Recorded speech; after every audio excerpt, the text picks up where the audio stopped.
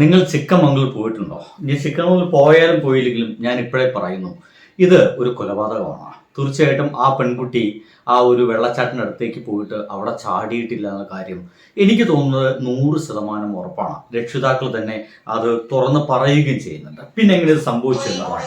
സ്ഥലത്തെല്ലാം അപ്പൊ പോയി തെരഞ്ഞിട്ടുണ്ട്. അപ്പൊ അവിടെ നിന്നൊന്നും കണ്ടിട്ടില്ല. പിന്നെ അന്ന് തെരഞ്ഞിരുന്നു. അതല്ല, അന്ന് 5:30 ഈ കുട്ടിയെ കാണാനില്ല എന്നുള്ള ഞങ്ങൾ സ്ഥിരീകരിച്ചു. 5:30 കറക്റ്റ് 5:30 തന്നെ കുട്ടിയെ കാണാനില്ല. അപ്പോഴേ എല്ലാവരും തിരയാൻ തുടങ്ങി. ഒരുപാട് പേര് ഇതിലൊക്കെ ഇറങ്ങിയെല്ലാം നോക്കി. അവിടുത്തെ ലോക്കൽ ഒരു ഹോട്ടലുകാരനൊക്കെ ഉണ്ടായിരുന്നു.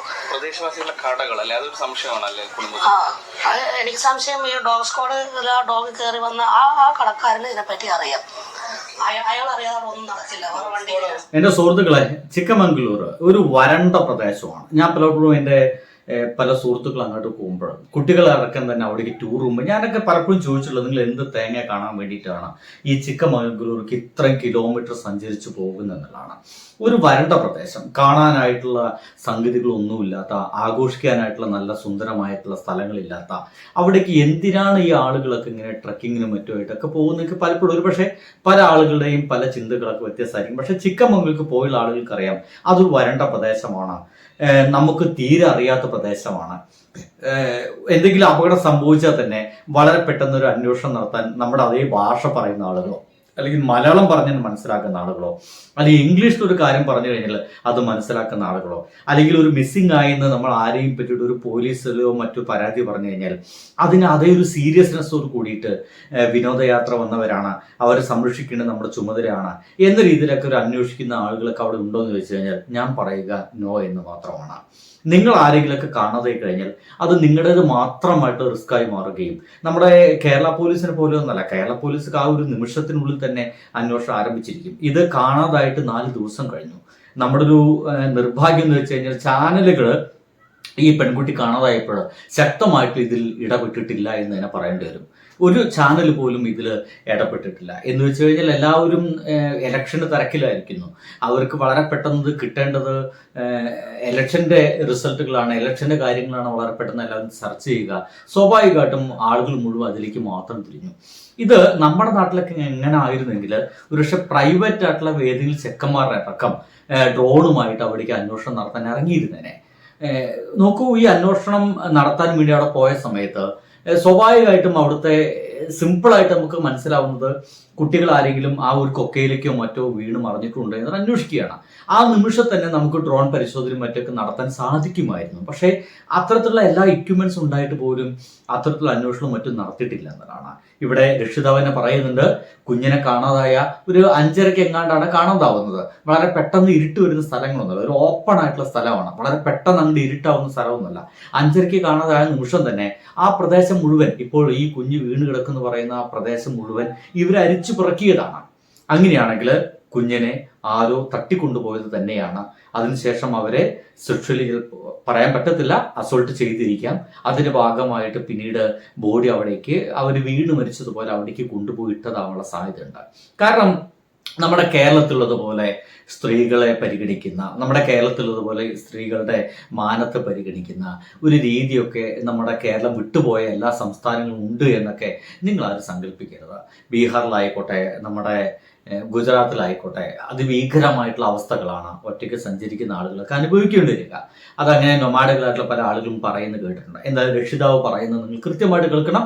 അവിടെയുള്ള ചിലർ കടക്കാർക്കൊക്കെ അന്ന് തന്നെ കാര്യങ്ങൾ അറിയാമെന്നാണ്. അങ്ങനെയാണെങ്കിൽ അവരെ കൊണ്ടുപോകുന്നോ, തട്ടിക്കൊണ്ടുപോകുന്നതോ, അവരെ പെട്ടെന്ന് അവിടെ നിന്ന് വലിച്ചു കൊണ്ടുപോകുന്നോ, എന്തൊക്കെയോ ആരൊക്കെ അറിയാമെന്നാണ്. അവിടെ കുറെ ഈ ധർമ്മം ആയിട്ടൊക്കെ ഇരിക്കുന്ന പിച്ചക്കാരായിട്ടുള്ള പല ആളുകൾ ഇരിക്കുന്നത് കണ്ടിട്ടുണ്ട്. ഇവർ പിച്ചക്കാർ തന്നെയാണോ, ഇനി ഇങ്ങനെയൊക്കെ തട്ടിക്കൊണ്ടുപോകുന്ന ആൾക്കാരാണോ, ഒരു പിടുത്തവുമില്ല കേട്ടോ. എന്തായാലും രക്ഷിതാവ് പറയുന്നതിനെ കേൾക്കണം. അതിനുശേഷം നിങ്ങളത് അറിയിച്ചിരുന്നില്ല അധികൃതരെ? അപ്പോൾ അവരെന്താണ് പറഞ്ഞത്? അവരത് അന്വേഷിക്കാന്ന് പറഞ്ഞു. അത്രേ ഉള്ളൂ.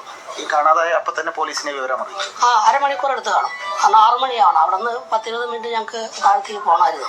കുറെ പേര് ഇവിടെ തെരഞ്ഞു. 2 പേര് അവിടുന്ന് ഒരു വണ്ടി എടുത്ത് നേരെ അവിടുത്തെ ഔട്ട് പോസ്റ്റിൽ നിന്ന് വിവരം അറിയിച്ചു. അവർ വന്നു മാസേടെല്ലാം കഴിഞ്ഞതാണ്. ഇപ്പോ നിങ്ങളുടെ കൂടെ തിരിച്ചിറങ്ങുമ്പോഴാണോ കുട്ടിയെ കാണാതാവുന്നത്? തിരിച്ചിറങ്ങുന്നതിന് തൊട്ട് മുമ്പ്, ഇറങ്ങല്ല, അവിടെ ശരിക്കും കയറുമായിരുന്നു. കാരണം താഴെയാണ് വ്യൂ ഉള്ളത്. അത് കഴിഞ്ഞിട്ട് പാർക്കിംഗ് ഗ്രൗണ്ടിലേക്ക് കയറുന്നതിന് ആ സമയത്താണ് ഇതെല്ലാം.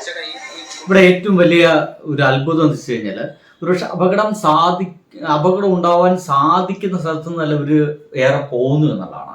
ഇതിനു മുമ്പ് ഒരു ദൃശ്യം കാണിക്കുന്നുണ്ട് അവര്. അവിടെ കൈവരികളൊക്കെ ശക്തമായിട്ടുണ്ട്, ഇരുമ്പിന്റെ കൈവരികളുണ്ട്. അതൊക്കെ കടന്ന് മനഃപൂർവ്വം അപ്പുറത്തേക്ക് പോയാൽ മാത്രമാണ് ആ ഒരു അപകടം സംഭവിക്കുകയുള്ളൂ.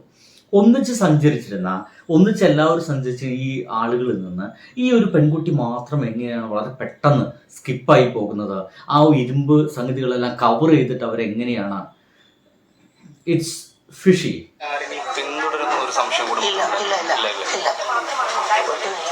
നിങ്ങൾ മാത്രമായിരുന്നു ആ പ്രദേശത്ത് ആ സമയത്ത് ഉണ്ടായിരുന്നത്? അല്ല, ഞങ്ങൾ ഒരുപാട് പേരുണ്ടായിരുന്നു.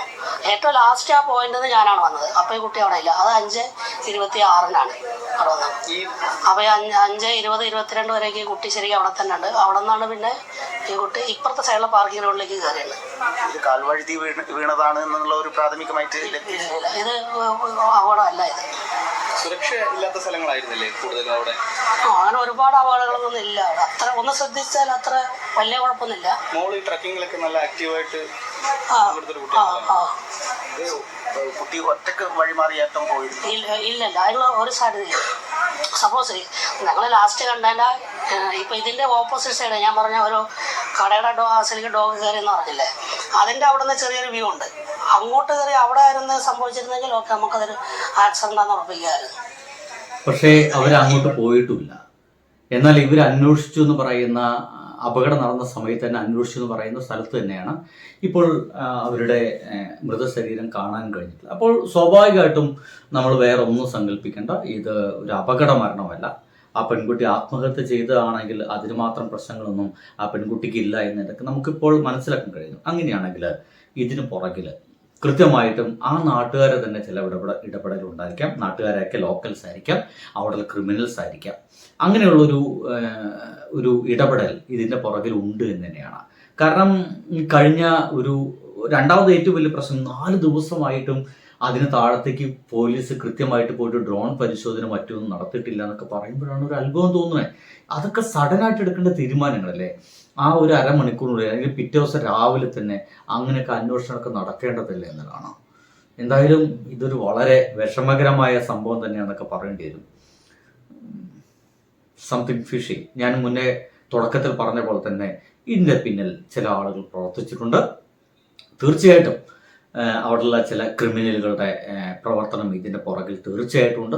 അല്ലാതെ ഇവർ അന്വേഷിച്ചെന്ന് പറയുന്ന അതേ സ്ഥലത്ത് തന്നെ 1500 അടി താഴെ ആ ഒരു പെൺകുട്ടിയുടെ മൃതദേഹം കണ്ടെത്തുക എന്ന് പറയുന്നത് തീർച്ചയായിട്ടും അത് സംശയാസ്പദമാണ്. എത്രയോ കഴിഞ്ഞ് ഇങ്ങോട്ട് വന്നതിന് ശേഷം വീണ്ടും അങ്ങോട്ട് ഇറങ്ങിപ്പോകാനുള്ള സാധ്യതകളൊന്നും ഒട്ടുമില്ല എന്നതാണ്.